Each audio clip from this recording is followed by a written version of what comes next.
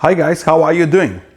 My name is Dennis. In today's video, we will be replacing a 100-gallon gas tank water heater with a tankless. Particularly, we will be using the Navien 240A that has a built-in circulation pump, and we need to do that because this current setup has a return line with a pump that allows the people in the house to have instant hot water all the time. So as you see, we have already drained the water heater. It took about 30 minutes. It's 100 gallons of hot water. We will put it on the cart and remove the water heater now.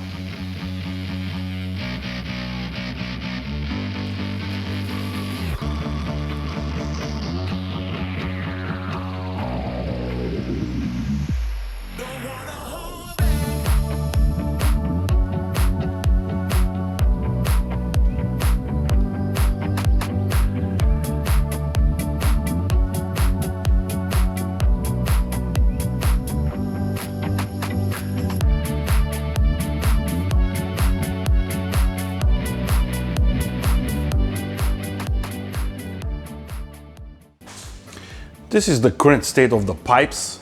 We have the cold water inlet to the right. We have the circulation pump return that merges with the cold inlet. Now we will split those because the Navien has a dedicated inlet for the circulation pump, which we like. We will also add a shuttle valve on the hot water side to be able to restore the cold water supply to the house so the homeowner can have at least cold water while we're working.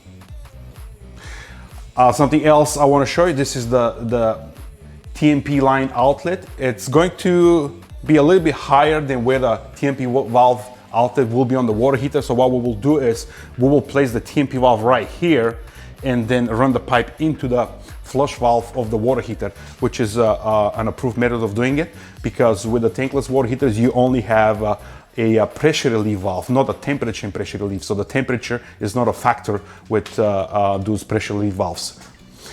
We also have the gas right here, which we will put a little bit of a shorter nipple so we can keep the pipe close to the wall. And then we will turn it to the left, put a shut-off valve, gas shut-off valve, a sediment trap, and then a longer gas flex to connect to the water heater. And the Naviens are water heaters that can utilize the existing half-inch gas line. We never had problems with gas supply here in California, and I don't think that will be the case here too.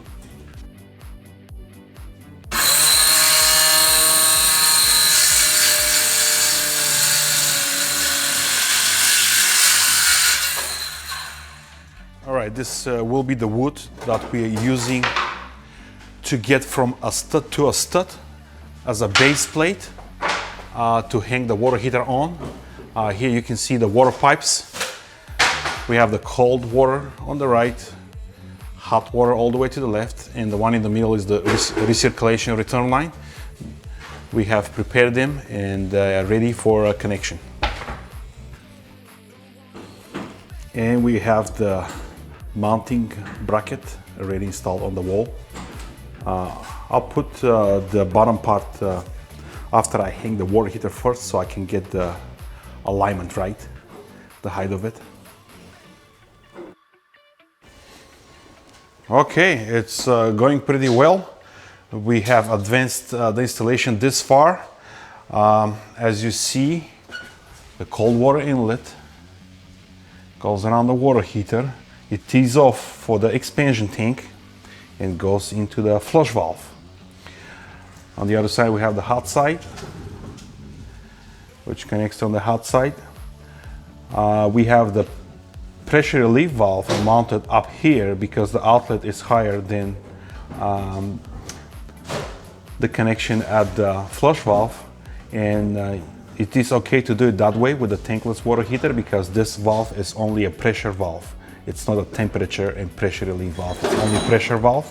And we have the return line right here. Now at this point what we do is we flush the hot water line out of the air. And in order to do that, we will use this flush valve here on the circulation line. Before we do that, we will have to switch this button right here from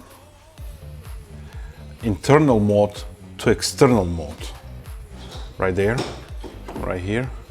I'll just push it down to external mode, and now the water won't be crossing over right here inside the water heater. Normally you will have the cold water cross over into the hot side, and that won't be doing anything. That's why we will now feed the hot water to the house. And as soon as I open this, the circulation return, I will start getting water running through this flush valve here.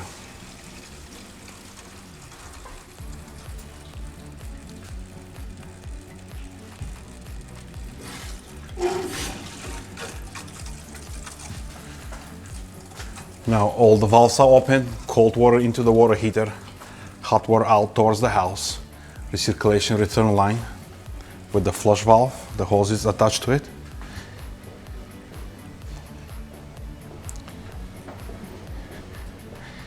And we will be running it until we have all the air out.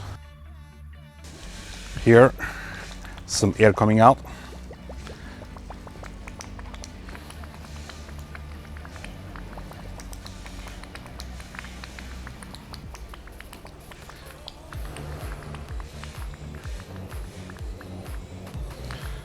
So this should be done before turning on the circulation pump, otherwise you will get an error code. If there's an air in the circulation return line or anywhere in the hot water lines, your water heater will give you an error code. The system doesn't work if there's air in it.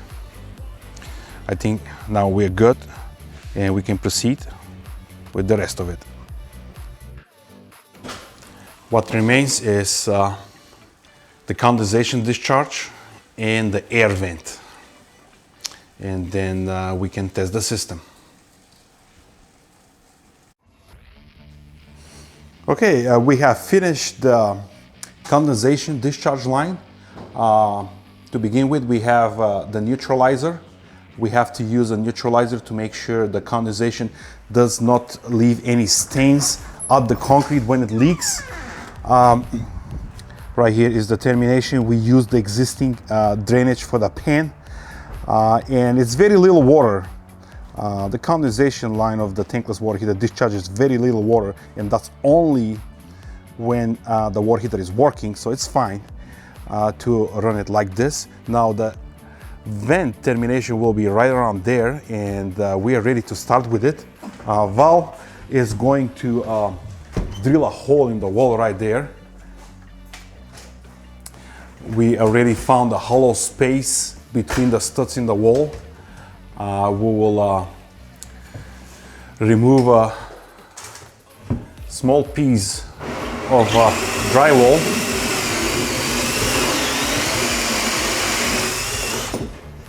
to make sure that there's no obstructions, and then we will put a pilot hole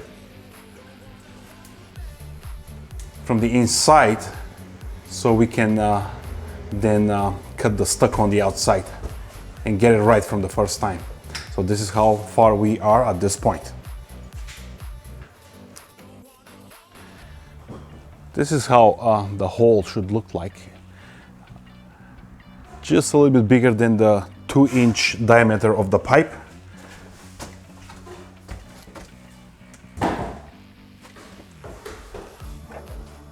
Which makes it a very clean installation. And we will use 2 white flushings that actually come with the water heater to put around the pipe, and they will hide completely the cutouts in the walls.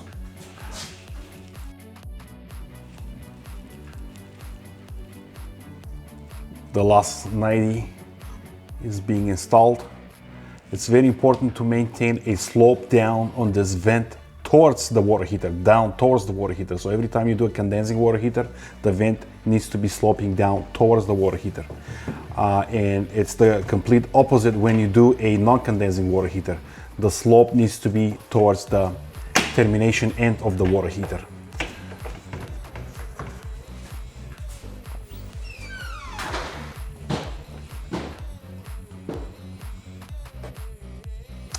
Okay, this is the timer control, and it's sold separately. It doesn't come with the water heater when you buy it. but it's really helpful to have one, because if you don't, the circulation pump feature of your water heater will be on 24/7. It doesn't mean that your pump is spinning all the time, but every time the water cools down in the pipes, the circulation will come on. Even at when you sleep during the night, maybe every 30 to 45 minutes, the water heater will be coming on. They say that the water heater learns your habits and knows what days and time is, but I don't trust that. I always put this control. It's about $70 to purchase one, and now we will install it. You need to feed the wire for it through this hole and connect it right here. It needs to be connected right here.